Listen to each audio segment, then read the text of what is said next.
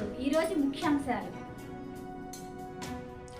వత్సవాయి మండలం వత్సవాయి గ్రామంలో ఉద్యోగం ఇప్పిస్తానని డబ్బులు తీసుకొని రేపు మాపు అని పబ్బం గడుపుతున్న మోసగాడు.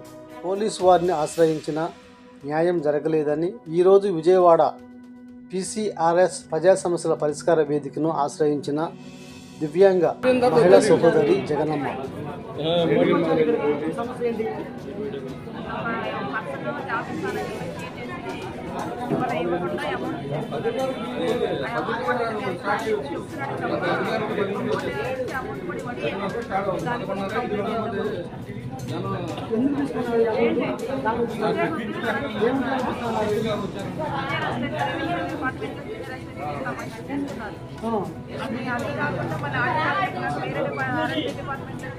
ఏం చేస్తా అన్నారు.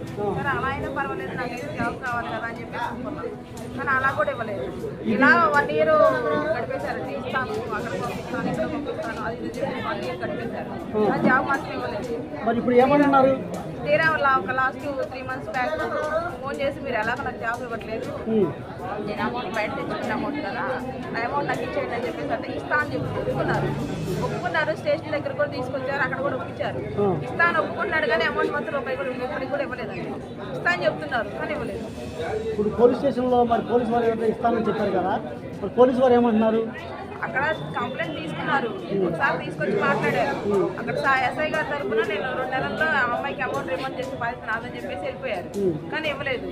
సార్ మళ్ళీ ఇంకో 2-3 రోజుల తర్వాత కొంచెం అక్కడ ఏదో మీటింగ్లు అవి ఉండడం వల్ల కొంచెం తర్వాత ఒక 1 week ఆగము పంపిస్తాం అంటున్నారు.